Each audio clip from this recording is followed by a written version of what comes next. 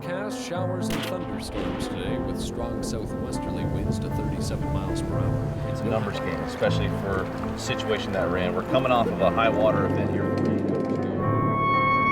The outdoors is not a hobby. It's not our passion. It is our way of life. We make the perfect cast, slow our breathing to execute a perfect shot, spend hours researching locations and techniques. Regardless of effort, we fail. This series is not about incredible bites or trophy animals. Our goal here at Day One Outdoors is to educate our viewers utilizing new technology to offer a different perspective. Watch as we research new areas, plan out the day, and adjust to changing conditions. If not for other experienced outdoorsmen teaching me along the way, I wouldn't have this life. I owe it to them to pass this knowledge along. I owe it to you. Join us here on Day One Outdoors, and let's learn how to become more successful in the field and on the water from day one.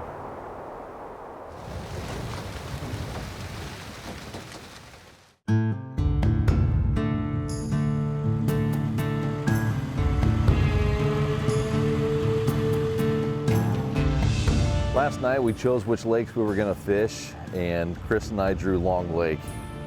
And this is our first time ever setting foot out here, and the best way to do your research is online. So the first thing we did was pull up the lake and start looking at it. This time of year, you want to look for the north ends of the lake. And why is that? I mean, it gets the most sunlight, right? So you have a warmer water temperature. Generally, that's going to promote some grass growth too. Sure. So you get a warmer water temp and some grass, it usually pulls fish in. So looking at maps, that's the first place I want to look today. Yeah, and we made an educated guess on water temperature. We thought it was going to be around 60, 61. Turns out we're about 66. So that changes things quite a bit. Largemouth spawn right around 60 to 62 degrees. So that means today they could be doing anything. There could be fish up on beds, they could be post spawn. What are you kind of thinking? Where are we going to start? I mean, with the water that warm, I think you could get on a topwater bite like right away. Okay. I think it's warm enough to catch them up on some frogs and stuff. So I mean, that's what I want to do. And as maybe gets a little lighter out, maybe we'll actually do some sight fishing today. I think there'll be some spawning fish as well. We got a little bit of an advantage here over Dwayne and Tito, and I think that advantage is the fact that it looks like they just planted some trout in here. Now, we've done our research. It sounds like there's some big bass in this lake. Big bass love trout. That's like their favorite food on the planet. Right. So a 66-degree water temperature, it might be a swim bait bite on docks. We're trying to compete against these guys. Every single fish counts for your total weight at the end of the day. Yeah, it'd be great to get a bunch of 1 to 3 pounders, but you get a couple 8s, and that gets you there a lot quicker. Well, you know, I just love the action of topwater fishing, so we're gonna try some topwater this morning, and we're gonna go to the right and work some flats, work some areas close to shoreline, make long casts, and try to walk the dog or pop or rock or do whatever we need to do to provoke a topwater bite. And after that, we'll figure it out something after that.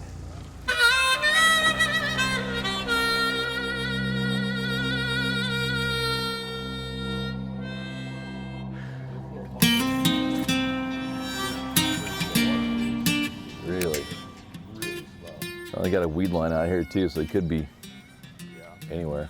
It's kind of fan casting, really. The cloud cover gets the fish out cruising around, and they're a little more willing to come up and eat on the surface.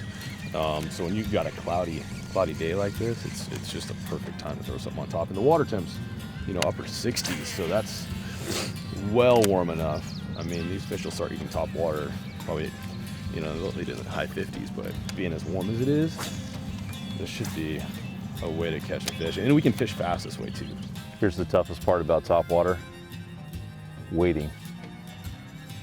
You get that blow up, especially if it's a bigger fish, you got to give them a 3 count. You got to let it grab it, swim, turn away, especially with these frogs because they're soft bodied. And so these fish need to get a real good hold on it. That way they can crush down on the body and then get those 2 hooks into their mouth. So you need to let them come up and grab it, turn, and then drive those hooks in the corner. That's the hardest part in fishing topwater for bass. Get a big blow up, and then you have to wait before you get on them. Most folks don't use a spinning rod for topwater, at least not this size of topwater, but I actually prefer it for the limberness of the rod and the distance I can cast. for smallmouth especially, I really like a long distance cast, and I rarely don't connect with the fish because of the parabolic action of the rod. So absolutely important to have good action of the rod. Like this grass is like the best grass for them.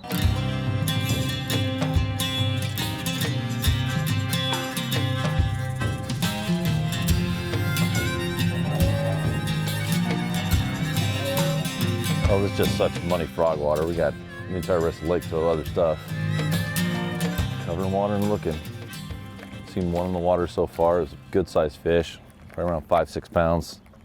Chris swears it was 12. It's 6. It was a solid fish. So what we're doing right now is we're throwing a frog out in front of like holes looking for pockets and stuff and little ambush points these fish will sit on, and you know, you make your cast out in front of the boat into a pocket, and then it's just short downward pops. And what you're looking to do is get that frog to jump side to side. Really, it's, you're really walking it like you would like is there a spook. You can do a light pop in this slick water. If it's a little choppy, you can give it be a little more aggressive with it to make it stand out. But the whole idea is short little pops until you can get that bait to rotate 180 degrees. You want it going left, right, and that just seems to be the trigger for these fish. So I'm looking out here, we got structure, right? We got docks, we got bulkheads, rocks. We're in about 6 to 7 foot of water. We got lily pads, we got reeds. We just working it all, or are we being selective on where we want to toss these topwater baits this morning? Well, we're being kind of selective. This is a little flat that comes up along the shoreline here. Okay. We're in about 6 to 10 feet of water, casting up the shore, seeing if we can get some productive topwater action going on. And we'll probably only go another 100 so yards, and we'll switch it up to something. But I like to start off in these areas in the morning because right now they're up shallow, they're on beds, Yeah. they're looking to have babies. So it's a good place to start. It's kind of up shallow, and Okay. seeing if we can get an aggressive fish to hit on top.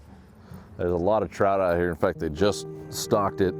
A little bit of wind rip here. We're just coming to the edge of the pads, so that wind ripple creates a little ripple, and chops with the water, refracts the light, so the fish can sometimes be a little bit more aggressive.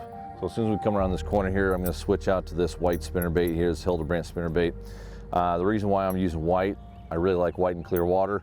And then the silver blades, got a cloud cover right now. Silver blades tend to shine out really well. If it was dirty water, sunny, I'd probably use chartreuse with gold.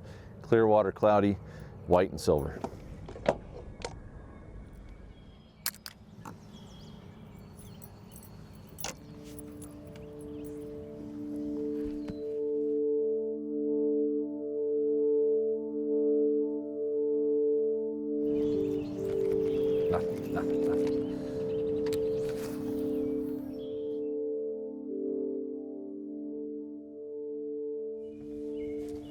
We'll end up pulling a couple fish and what works this morning. A couple hours later, it ain't gonna work. I know how this works. One thing I know, it's inconsistent. We've covered a lot of water here on this inside bay, and it looks like it should be bass paradise, but we've seen a couple of good looking fish, a couple of spots that look like they might have been beds. Only one bite. That's not going to get us where we need to be, and I keep on trying to convince Chris we need to get the hell out of here, just kind of light little nudges. But I think Chris is just at a point where he's going to force these fish to eat in here because it just looks too good, and I don't blame him one bit. Maybe a little bit. Fishfield is your one-stop shop online for the gear you need here in the Pacific Northwest and beyond. From salmon and steelhead, saltwater, trout and kokanee, even crabbing. Visit fishfield.com today to place an order and have the gear you need shipped fast. Fishfield.com, we have what the Northwest outdoorsman needs. Every once in a while, a new lure comes along that catches every angler's attention. It could be because of all the irresistible colors and finishes, or the patented skip beat action. Or maybe it's the wide variety of sizes designed for salmon, trout, walleye, steelhead, mackinaw, and more. But just for the record, we know one thing for certain. We didn't design the maglip to catch fishermen. Yakima Bait Company.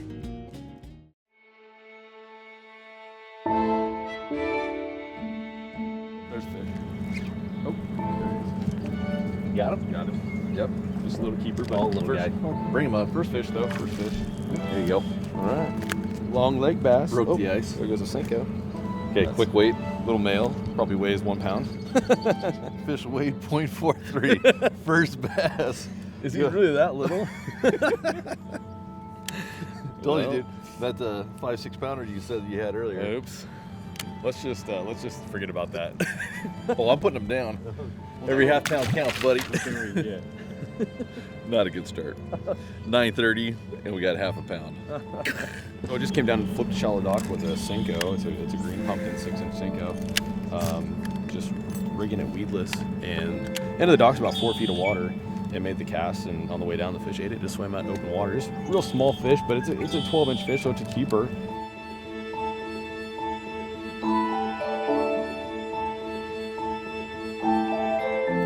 Yeah? Trout. Trout. That's a bigger bass. Oh, big fish of the day. Number 2. We're on him. Pathetic. This is not going to get us there. That one was off the end of the dock. Weightless Senko. Blah, blah, blah. I don't really care. I need bigger ones. 0.74. Yeah, buddy. We're up over a pound. Booyah!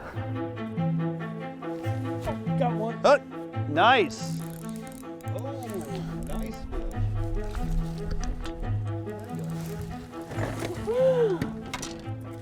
On the board. Hito! What you got there? Nice one. There we go. There you go. I'm gonna go about 2.5. Let's see. What do you think? Let's see. Legit weight 260. Woo! There you go. That's a good one. Okay, yeah, geez, now he's wanting to fight. Holy cow. Are you ready to lift him?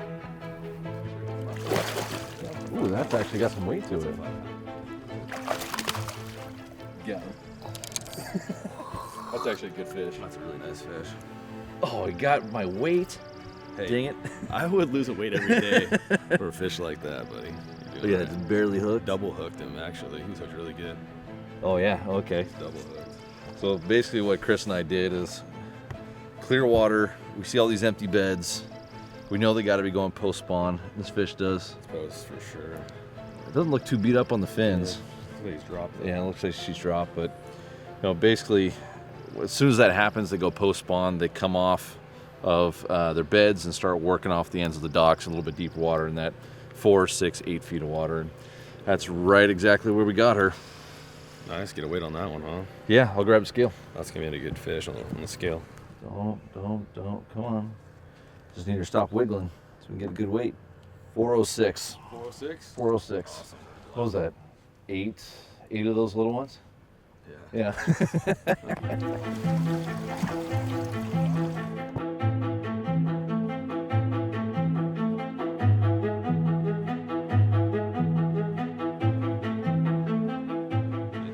really kind of like between a crappie and a bluegill. Those are cool. I don't think I've ever seen one of those.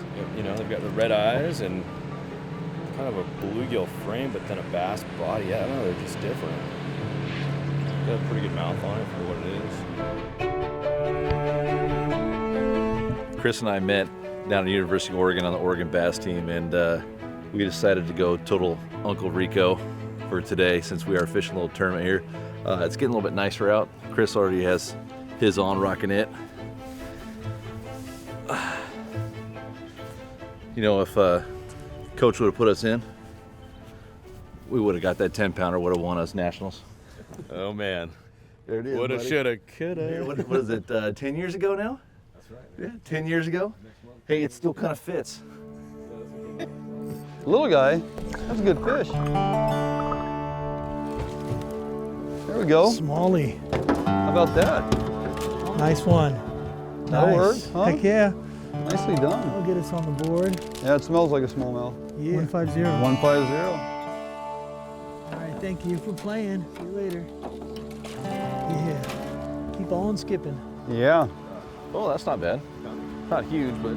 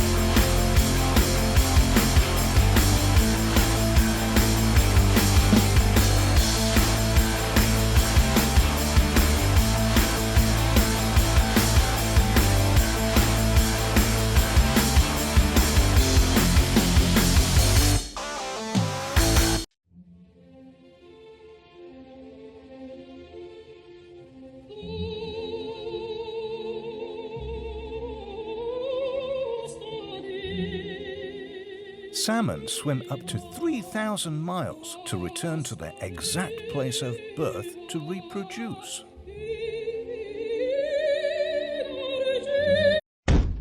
Well, most of the time.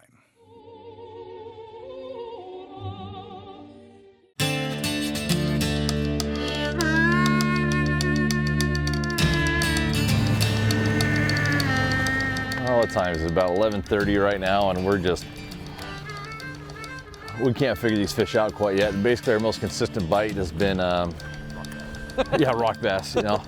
Our most consistent bite has been deep docks, so where the depth changes quickly off the dock and off the end, it's about 6 to 8 feet of water. But we need sparse grass. Now here, this is all clean bottom. We're not getting bit at all. We just fished all along this bank right here. Nothing happening. We were getting most of our bites. Oh, there's Dwayne calling me right now. We're getting most of our bites over here. So now we're gonna head down to the south end of the lake, this area, see if we can't duplicate that cover. Let's see what Dwayne has to say here. Hey, what's happening? Not much, not much. I'm not saying that to make you guys feel like you might be in the lead. It's a bit of a grind. We think these fish are post-spawn, seeing some fry, a lot of empty beds. No kidding? Yep.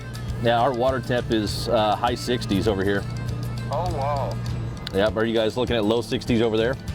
We are 62. Okay, that's a big difference. No, we are 66 now. We were 63 this morning. We are 66, almost 67. Tito's starting to pick up a few, and I'm trying to figure this thing out. So we've lost a few. We've got a few. We think we have something that may work. What we've been doing this last hour and a half. Okay. Only found a couple fish on beds. Yep, we'll talk to you here. I'll probably talk to you in about 2-3 hours here. We'll see where we're at. All right, sounds like a plan. See ya. buddy. Right. They got a couple fish. They got one decent one. We need some better luck. Good luck, banana. Great source of potassium.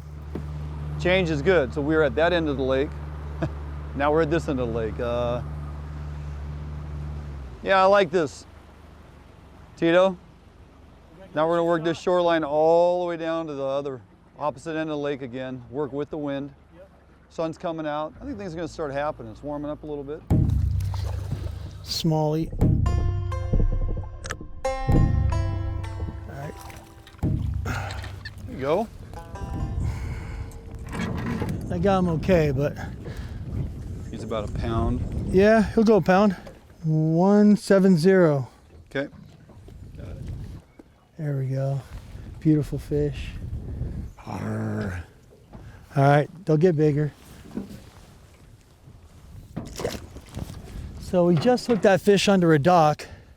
As the sun's coming up and the wind's starting to blow and things are changing, these fish are gonna seek more cover, and dock's the perfect place because fish have no eyelids.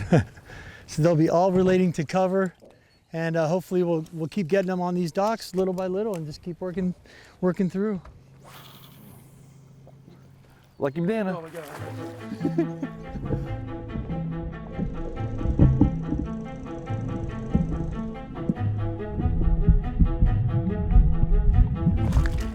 There you go, jumping. Get him up, we need every ounce. There you go. Look at that monster. The drop shot fish on dock. 1.26. 1 1/4. 1.26, 1 1/4. Hey, we got our 5 fish limit, and we're doing total weight, but most tournaments fish 5 fish bag limit. So your best 5 fish of the day, and we got our 5th fish, and we're at 8 pounds. That would probably be good if we were like doing the crappie tournament, but I think we need a little bit more weight, to be honest with you. A lot more weight. The format today is just about catching as many as you can, and I mean, if I can catch another 15 fish like that. You think you're gonna get 15 when we have 5? Mean, I can say 15, but you know, maybe another 4 or 5 like that.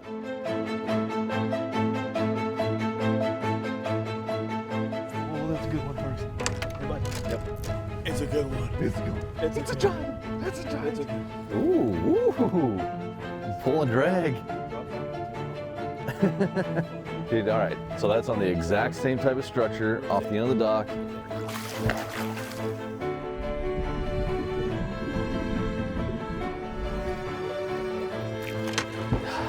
Look at that eye. That one looks pre-spawn. That's a cool looking fish. See that one eye? 6 feet of water, ends of docks. I mean, you were off the end of that dock too, in that tobacco leaf lettuce. We figured out the pattern. It's just gonna be grind, just hit, hit, hit. Well, this is that bay that we talked about coming back here to give it a shot, and we finally, after about 45 minutes of doing this, found that structure. 428. 428. Couple of 4-pounders, man. Both in the exact same spot. End of the dock, tobacco leaf lettuce, drop shot. 4, 5, 6, 10, 11. We're probably about 12 pounds. Yeah. Woo! Fight like a little smallmouth. All right, finally on the board. Been switching up, trying to find exactly what's going to work. Tito and I have used a handful of different baits today. The Senko, getting it done. Slow death. What do you call that? Death rig?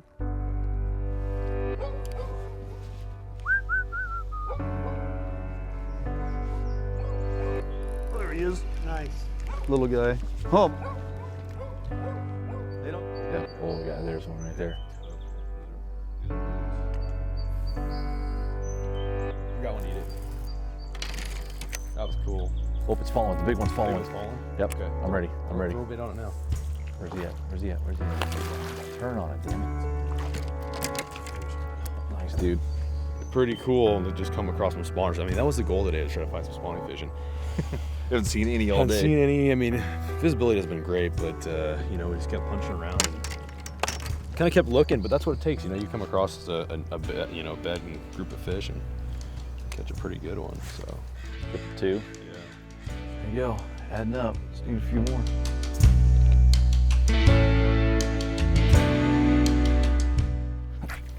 Yep. There it is. There it is.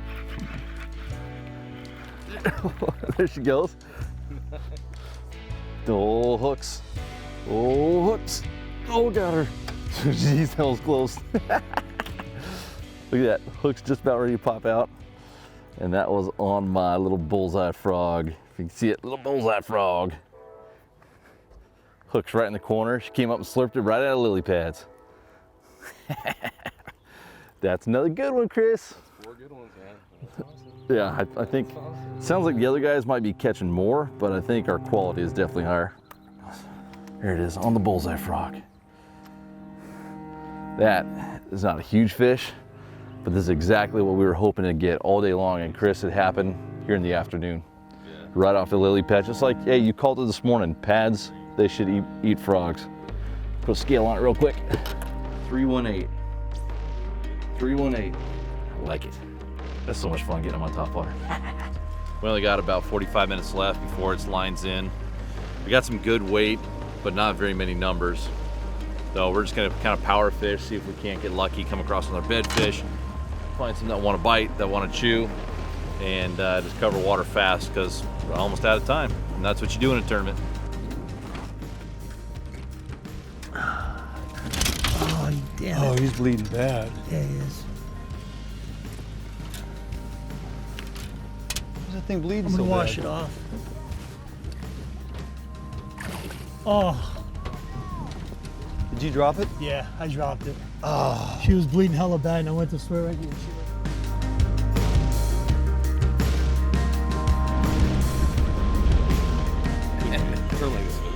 There you go.